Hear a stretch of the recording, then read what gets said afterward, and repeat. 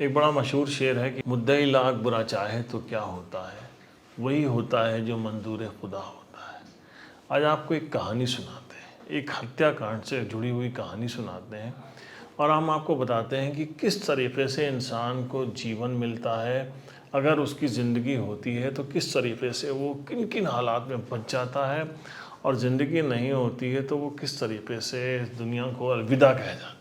80s का वो दौर था जब मुंबई में माफिया राज, एक ऑर्गेनाइज क्राइम के तौर पर एक गैंग लीडर उभर कर आया था जिसका नाम था हाजी मस्तान। उस वक्त से ही ये अंडरवर्ल्ड जैसे वर्ड जो है वो प्रचलित हुए। हाजी मस्तान का राज था पूरी मुंबई के ऊपर। उसी को देखते हुए उसका जो असर था वो मुंबई से लेकर बिहार तक, लखनऊ जो उत्तर प्रदेश की राजधानी थी, यहाँ से लेकर बनारस तक फैल गया था और बहुत ज़बरदस्त तरीके से जो है वो माफिया उभर कर सामने आ गया था। इसी वक्त सीतापुर में दो गैंग थे जिनमें बहुत ज़बरदस्त तरीके से टकराव चल रहा था। उनमें एक थे ओम प्रकाश गुप्ता, पूर्व विधायक का गैंग था, और दूसरा गैंग था चंद्रपाल द्विवेदी का।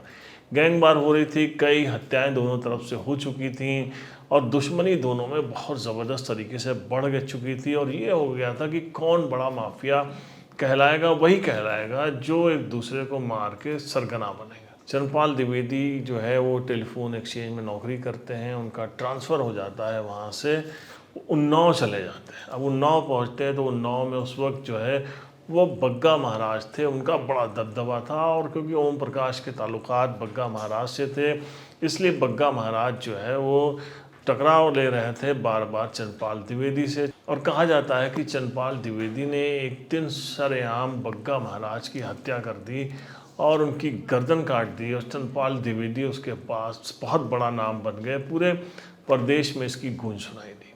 इस मामले में चंद्रपाल द्विवेदी नामजद हो गए थे, लिहाजा उनकी नौकरी चली गई। लेकिन उनकी जो धर्म पत्नी थी वो भी टेलीफोन एक्सचेंज में ही नौकरी करती थी, इसलिए जो उनका दबदबा, जो जुड़ाव था वो टेलीफोन एक्सचेंज से बना रहा। उनकी पत्नी लखनऊ आई तो वो लखनऊ आ गए, लखनऊ में कुछ दिन रहे और उसके बाद फिर उनकी पत्नी का स्थानांतरण हो जाता है बाराबंकी।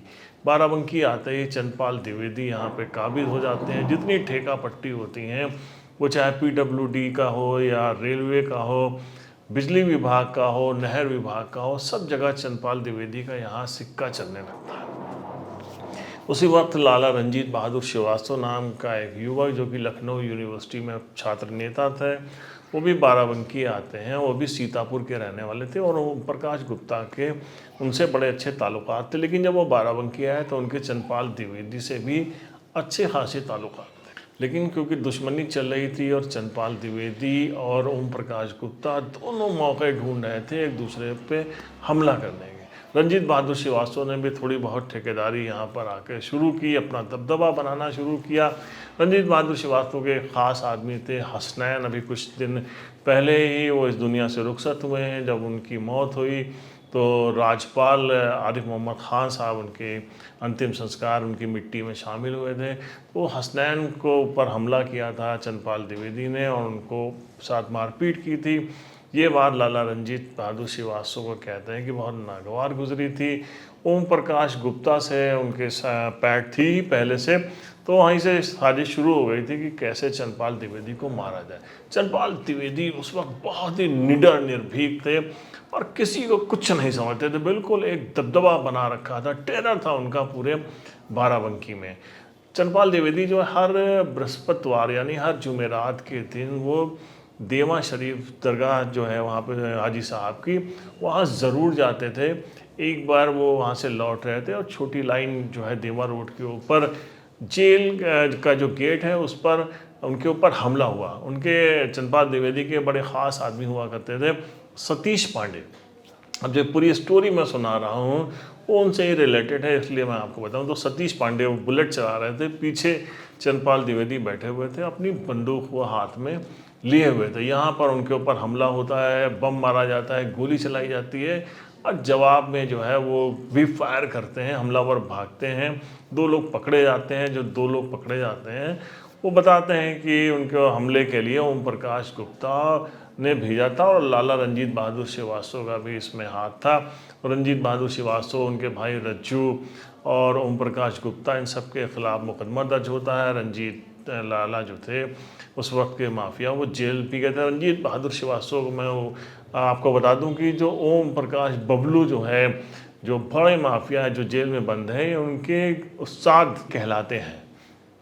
तो बात हम कर रहे थे तो उनके ऊपर हमला होता है और ये लोग जेल भी जाते हैं, फिर ये दुश्मनी बढ़ जाती है। दोनों गैंग अभी एक दूसरे की फिराक में थे कि सीतापुर में 2 हत्याकांड होते हैं, दोहरा हत्याकांड होता है। उसमें नत्थू सुनार और शिवदत्त, इन 2 लोगों की हत्या होती है। और ये दोनों लोग कहा जाता है कि ये चंद्रपाल द्विवेदी के बहुत ख़ास थे। इस हत्याकांड ने, और जो बाराबंकी में छोटी लाइन के ऊपर जो हमला हुआ था, उसमें आग में घी का काम कर दिया था। अब फिराक में थे चंद्रपाल द्विवेदी की कैसे मिले तो वो लाला रंजीत या ओम प्रकाश के ऊपर हमला करके इन दोनों से अपना काम जो है वो अपना बदला पूरा करें। पूरी दोनों तरफ से दुश्मनी बिल्कुल पीक पे पहुंच चुकी। इसी बीच 1983 का अगस्त महीने की नौचंदी आ जाती है। नौचंदी पे सभी जानते थे कि चंद्रपाल द्विवेदी जो वहाँ देवा शरीफ हाजी साहब के मज़ार पे ज़रूर जाएंगे। उनके साथियों ने मना भी किया कि बहुत ज़बरदस्त तरीके से हमले की तलाश जो है वो जारी है। विपक्षी जो आपके हैं दूसरे गैंग के लोग, वो हमला कराना चाहते हैं, लेकिन चंद्रपाल द्विवेदी क्योंकि बहुत ही खुद भी बहुत साहस वाले, बहुत ही निर्भीक टाइप के थे, उन्होंने कहा कि हमारे पास, हम कोई चूड़ी थोड़ी पहन रखी है, हमारे पास भी बंदूकें, हम भी अब आएंगे तो निपटा जाएगा। तो वे लोग एक जीप में सवार होकर गए और जीप जो है सतीश पांडे चला रहे थे, जो पिछली बार उनकी बुलेट चला रहे थे, और उसमें हल्का फुल्का से घायल भी हुए थे। ये लोग पहुंचते हैं वहाँ पे देवा शरीफ पे, मज़ार पे चादर चढ़ाते हैं, मन्नत मांगते हैं।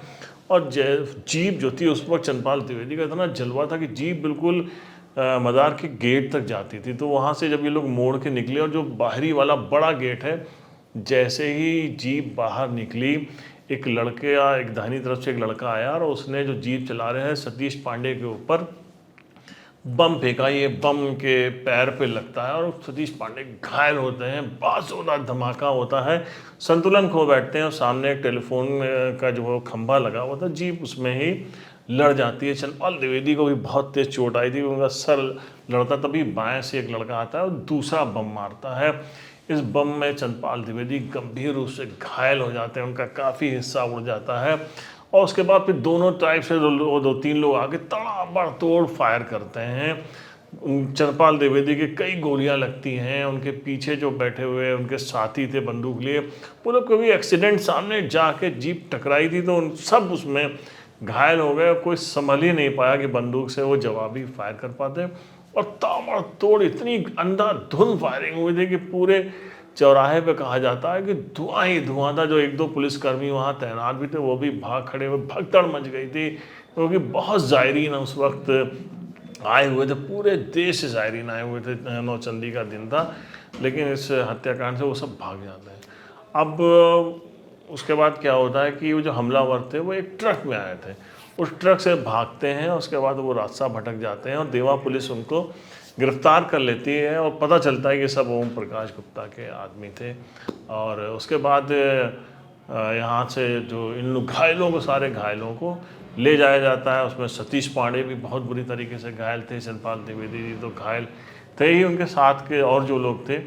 अब धीरे धीरे चंद्रपाल द्विवेदी जो है रिकवर होना शुरू होते हैं। 14-15 दिन गुजर जाते हैं, उनकी सेहत ठीक होने लगती है। डॉक्टर कहते हैं कि वो काफ़ी बेहतर हो गए हैं और वो, उनको भूख लगती है, वो खिचड़ी मांगते हैं। खिचड़ी खाने के कुछ देर बाद ही उनकी मौत हो जाती है।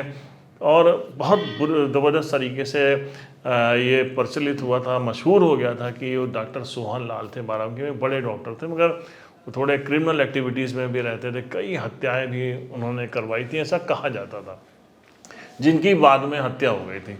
तो कहते थे कि उन्होंने जहर दिलवा दिया था, तो डॉक्टर्स के थ्रू ऐसे आरोप लगते थे। खैर, चंद्रपाल द्विवेदी की फिर उसके बाद उसमें मौत हो गई। एक ऐसी मौत थी जिसके बाद हंगामा मच गया था, चंद्रपाल द्विवेदी मार दिए गए हैं। विधानसभा में कई सवाल उठे थे, क्योंकि यहाँ के स्थानीय विधायक हुआ करते थे और उन्होंने इस मामले को उठाया था विधानसभा के अंदर, तो ये मामला उठा। खैर, जो अब हम कह रहे थे, सतीश पांडे हमले में घायल हुए थे और वो मुख्य गवाह बने थे। कुछ वक्त के बाद वो एक दिन जा रहे थे नाके के ऊपर बाराबंकी में, तो उनके ऊपर फिर बम से हमला हुआ। और इस बार जब हमला हुआ तो उनको जो वो सिक्योरिटी दी गई थी, एक सिपाही उनके साथ चल रहा था, बम उसके लगता है और वो बुरी तरीके से घायल होता है। सतीश पांडे को भी थोड़ी चोटें आती हैं, लेकिन वो इस बार भी बच गए। कुछ वक्त गुजरता है, सतीश पांडे जो है जेल जाते हैं किसी से मिलने के लिए, और जब जेल से निकलते हैं तो जिला कारागार बाराबंकी के गेट के ऊपर दो लोग आके उनके ऊपर ताबड़तोड़ फायर करते हैं। 5-6 गोलियां उनको लगती हैं, गंभीर रूप से घायल होते हैं सतीश पांडे, और उसके बाद फिर वो जो है हॉस्पिटल ले जाए जाते हैं और फिर बच जाते हैं। फिर सतीश पांडे उसके बाद कुछ वक्त के बाद उनका सतरिक में पेट्रोल पंप है, वहाँ पे वो बैठे होते हैं और उनके ऊपर 2 लड़के आते हैं मोटरसाइकिल से और सटा के गोली मारते हैं उनको गंभीर रूप से। इस बार भी वो घायल हुए थे, उसके बावजूद उन्होंने जवाबी फायर किया और वो लोग भागे, फिर बाद में पकड़े भी गए और सतीश पांडे जी बच गए थे। तो ये एक बड़ा चर्चित कांड था। सतीश पांडे जी अभी भी हैं, वकालत कर रहे हैं, लेकिन कहने की बात यह है कि इस मामले में दिन दहाड़े जो चंद्रपाल द्विवेदी की हत्या हुई थी, उसमें जो थे रंजीत बहादुर श्रीवास्तव, वो बरी हो गए, बाइज्जत बरी हो गए थे। उस कांड से उनका नाम निकल गया था। तो लाला रंजीत बहादुर श्रीवास्तव बरी हो गए, बाद में वो 2 बार चेयरमैन हो गए।